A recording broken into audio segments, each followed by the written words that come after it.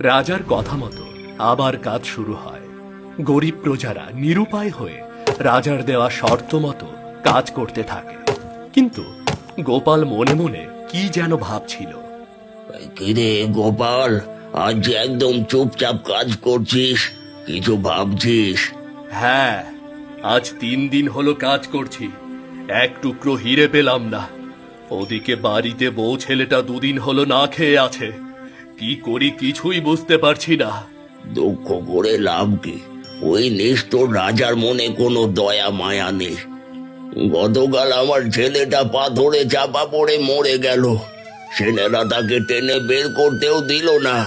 পোড়া কপাল, বাপ হয়ে ছেলেকে এমন অবস্থায় রেখে আসতে হলো। রাজা তার রাজপ্রাসাদ উজ্জ্বল করার জন্য আমাদের এই অন্ধকারে মরতে পাঠিয়েছে। আমরা আর এই অন্যায় সইব না। কি করবে? তুমি কি একাই রাজার বিরুদ্ধে লড়াই করে বাঁচতে পারবে? না, পারবো না। তাই বলে এভাবে অন্ধকারে মরতেও চাই না।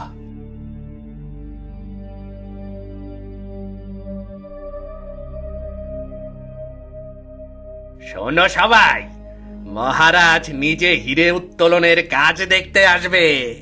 খবরদার, কেউ মহারাজের সঙ্গে বেয়াদবি করবে না। কেউ যদি মহারাজের সঙ্গে বেয়াদবি করো, তাহলে তাকে তুলে নিয়ে গিয়ে কঠিন শাস্তি দেয়া হবে। সবাই যে যার মতো কাজ করো, যাও।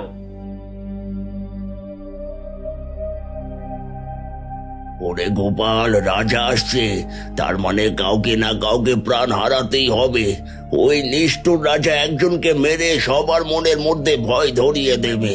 না কাকা, এবার আর রাজা সে সুযোগ পাবে না। এবার রাজা তার পাপের শাস্তি পাবে। এসব কি বলছো? তুমি কি করতে চাইছো আমি তো কিছুই বুঝতে পারছি না। বুঝতে পারলে না তো?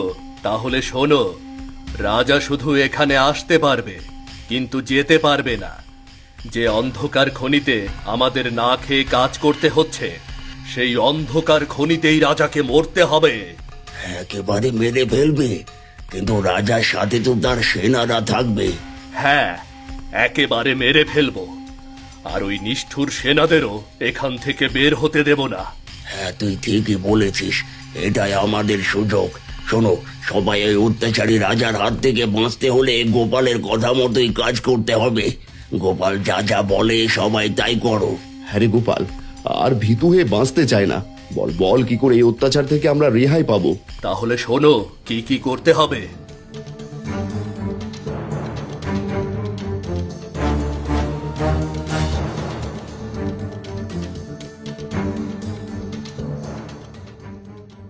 এরপর সবাই গোপালের কথা মতো খনির মধ্যে নানান জায়গায় আঘাত করে ফাটল ধরাতে শুরু করে।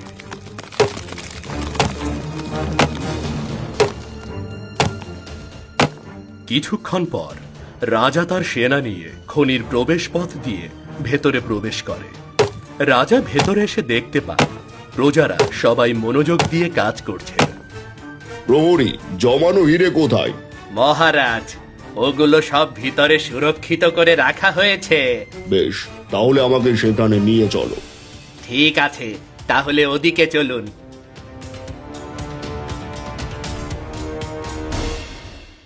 এবার তাড়াতাড়ি সবাই এখান থেকে চলো।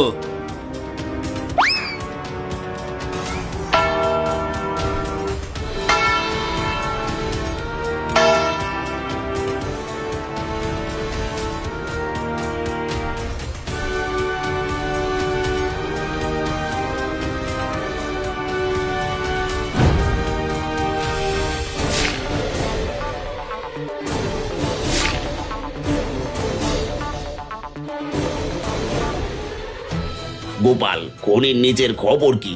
সব আপনার কথা মতো হয়েছে। এবার শুধু বদলা নেবার পালা। তাহলে আর দেরি করছো কেন? কাজ শুরু করে দাও। সে কি রে, মন্ত্রীমশাই আমাদের দলে? হ্যাঁ, সব পরে বলবো, আগে কাজ শেষ করো।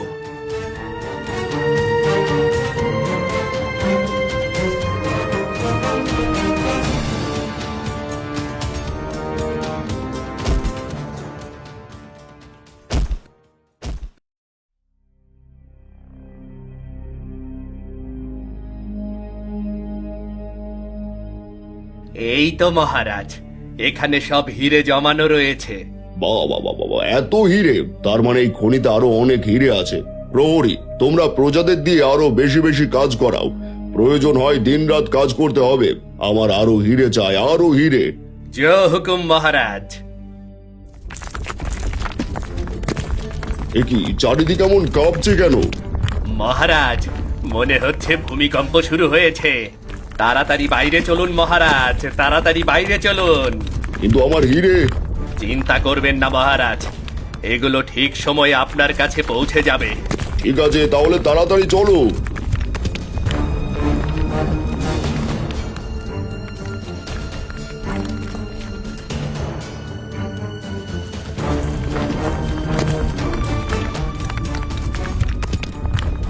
প্রহরী, এখান থেকে বের হওয়ার রাস্তা কোথায়?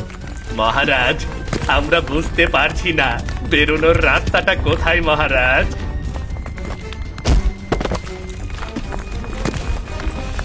না না না না, এ কি হচ্ছে? না, কে কোথায় আছো?